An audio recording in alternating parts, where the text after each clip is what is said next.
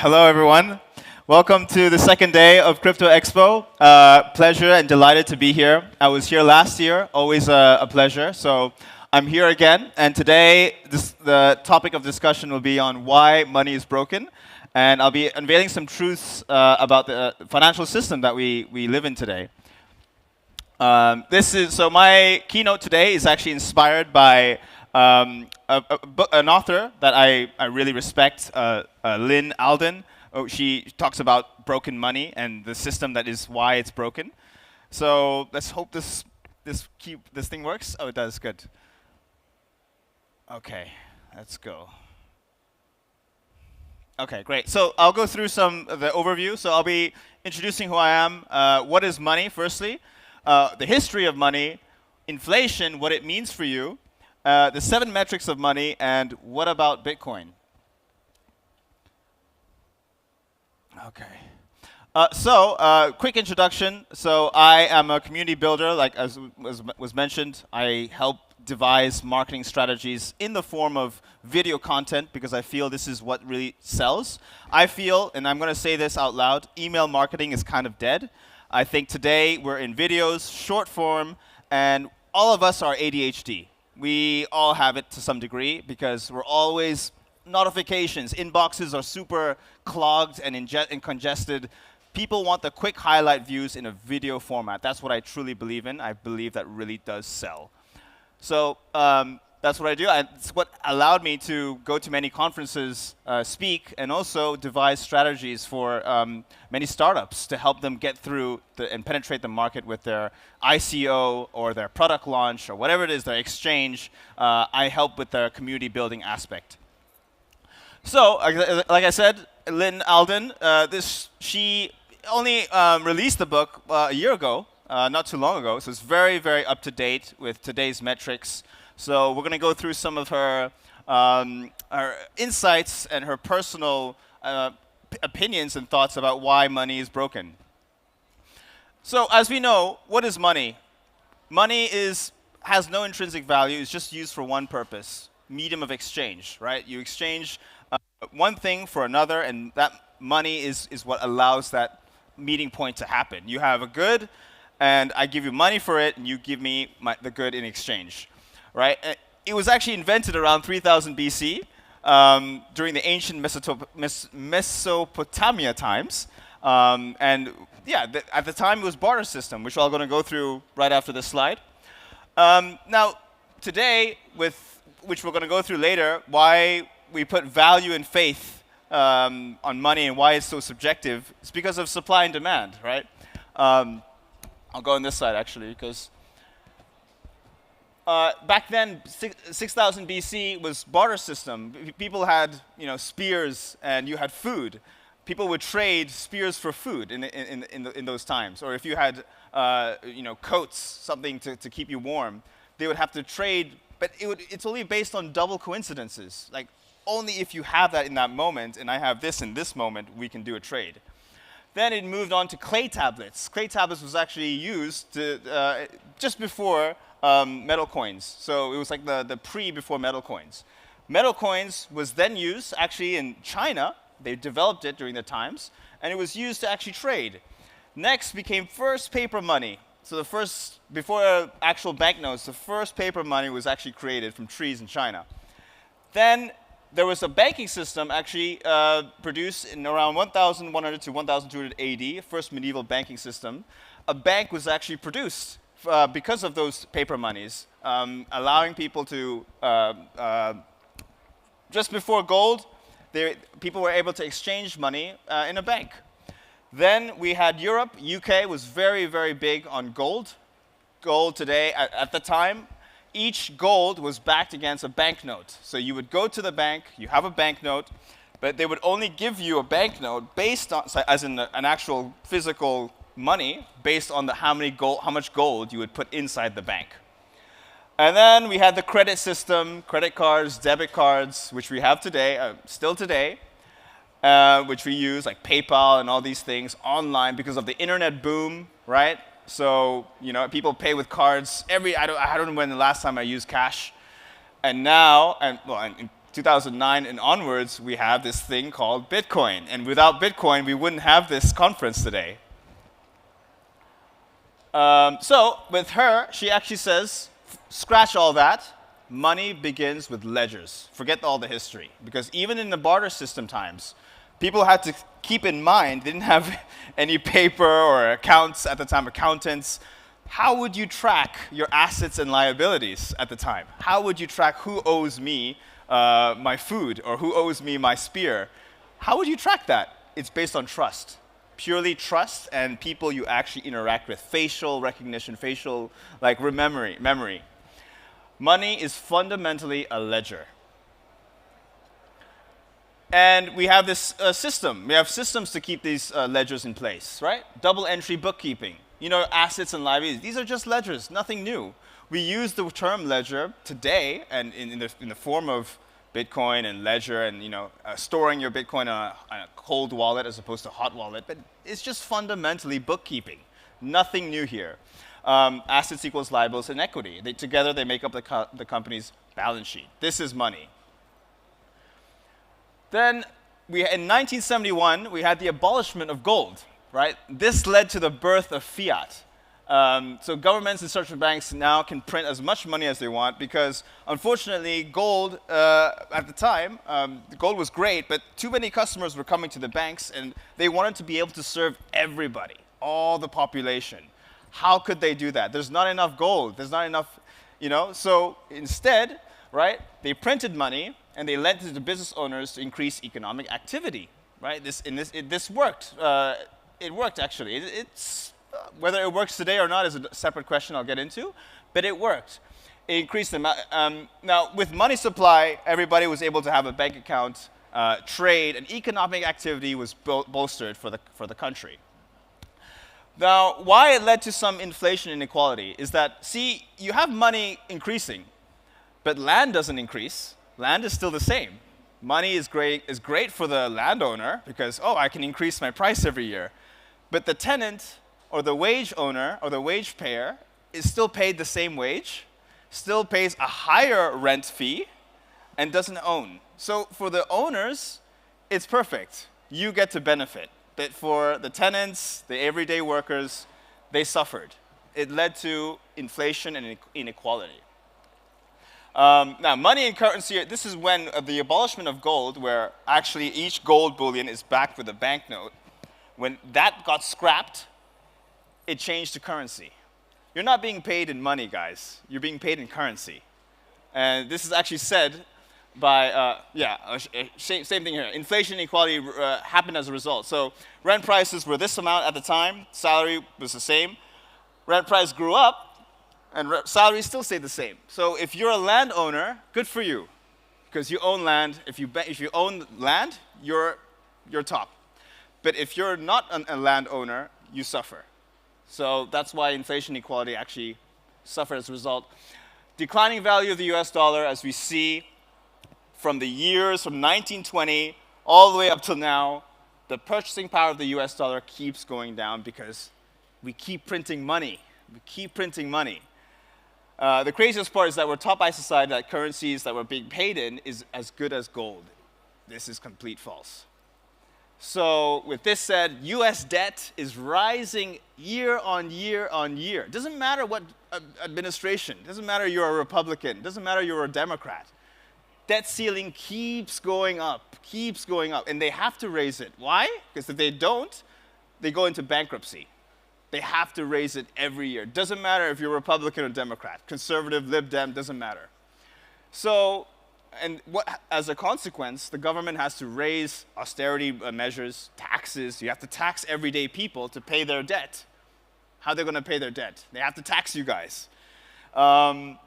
Everyday people are suffering because of this. Money is broken as a result. Budgetary cuts on improving the country's infrastructure, bridges. Why do you think the National Health Service is like clogged with so many people? Because they're not investing money to hire more staff, for example, or enlarge the size of the building. There's no money. So you haven't been making money, you've been making currency. Every time you get your salary, it's just currency. Bank accounts back then were not free. Why? Because they would charge fees for safeguarding your backed up gold against money. You would go to the bank, here's my gold, and give me the banknote. It's a trade. Every banknote was backed against gold. They would provide you interest for lending your gold out. They would bookkeep your assets and liabilities. They would help you transact. They would transport your gold to people physically. This was back then. Now, there was a problem with this, though. When customers asked for their gold back, occasionally banks couldn't fulfill their requests because, oh, sorry, your gold is being lent out. Sorry, you have to wait until the contract is finished, then we'll give you your gold back. But like, I want my money now. I want to cash out. I want to cash out. There's a problem. You can't cash out right now. Unfortunately, gold is somewhere else. So they had to make the customer wait. How do you fix this problem? Well, of course. You think, why do you think when you open a bank account, it's free? How come it's free? You know why? Because when you put money inside, you get your salary and the money's in the bank, it's not yours. They're lending your money out. They're lending your money out, and then they're giving you some very little interest. They get the most interest out of it. So little interest for you. Probably zero. And of course, they can just print money anytime. Since the gold standard abolishment, banks lend your money against your cash. It's not your cash. Now, what's your money backed up against? There's no gold in the bank. You put money inside. What's the backing of it? Where's the backing of my money? Some countries, like the UK, you can be insured up to 85,000 FSCS. But what if you have more than 85,000? You can't be banked up with the whole thing? What if you have more? Just this? What if you have $1 million? If you go to a bank account and say, I want $1 million out of the bank, if you go to an ATM, try and cash out $1 million, they'll laugh at you. No, sorry, your money is lent out. You can't cash out $1 million right now. You have to wait or, sorry. You can cash out maybe max 5,000 a day, depending on your bank and your status with the bank. So this is why money is broken. Bank reserve. Now, some bank reserves, depending, I won't say any countries here, the only requirement for the bank reserve is like 10% of deposits. So all the deposits that come in, they only need to hold 10% in reserves. 10%. I'll show you why this is a problem in a second. Right? So let's see, take an example. Bank one has let's take a really small example, $100 in total equity, okay? The requirement is only 10% they need to keep in the bank. Only 10%, so $10. But they're allowed to lend out 90%. So this bank lends out 90% and charges interest to this bank. Good, I have $90 now. I only need to hold 10% in my bank. Let me lend out the remaining 90%. I'll lend out 80. And I'll lend out, it goes 70, 60. It keeps going on. But what is actually backing it? Only $10 is backing the whole 90? It's too little. Nothing is backing it. So this problem creates a spiral of no backing the money. Complete no backing. We end up with an enormous supply of cash flowing in the whole economy, flowing around, but with less or zero actual value backing it. So, guess how, now take a little guess here, how much the digital to physical ratio for US banks was in 2022. So as in what I just said here about how much physical cash they actually held in the vault versus how much is actually in their whole balance sheet. In 2022, they had 22 trillion flowing, right? And only 100 billion physical in the vault. Look, it's a minus 22 shortfall. Crazy. Because they're all greedy. Of course, they want to make money. The bank survives based on interest. The more money that is lent out, the more money they make on interest. If money just sits in the vault, they don't make money. Money cannot just sit in the vault. Money needs to be put in action. So this is their argument that, no, we don't want to keep too much money in the vault. It's boring. We need to put it out. Lend it. Doesn't matter. It's not backed against anything. We can always print more money. No problem. So banks don't need to hold physical cash. It's all digital and printable, and the cycle just comes on. US debt ceiling will just raise the debt ceiling once again, and we'll just print more cash. You haven't been making money. You've been making currency. Newsflash for you all. Inflation, as you can see, a cup of coffee. Inflation, by the way, is just the rate at which prices have risen. It can be translated as a purchasing power, declining purchasing power over time. And you can see that the price has just increased. This is just a cup of coffee, but think about it in the grand scale of things. Rent prices, cost of living, bills, everyday people struggling with meeting their bills, and they have kids, right? So it's even worse. So Lynn Allen says there are 7 metrics that we can use to actually measure money. Divisibility, how easy it is to divide it. Portability, how easy it is to carry it. Durability, how long-lasting it is. Fungibility, how interchangeable it is. Can I interchange this with that? Verifiability, the authenticity of it. Scarcity, the ability to increase supply. And utility. I'll add one more, speed, the speed of transaction. Gold, does it meet the 7? Okay, let's have a look. Divisibility, can you divide gold? Take a gold right here. You want to divide it and cut it into pieces? It's not very easy. Portability, it's heavy, right? Back then, they had to transport it, pay for vans to transport it to people to lend it out. It's a bit heavy. But durability, very long-lasting, gold. Fungibility, yes, I can literally exchange one gold for another, same. Verifiability, you can verify this. Pawnbrokers have a way of verifying using X-ray scans, so that's verifiable. Scarcity, yeah, there's a limited supply of gold in the world. And utility, it's useful in the sense that it's a store of value. What about Bitcoin? I'd like to play, there's a video that I'd like to play now, actually, if that's okay. Take a look.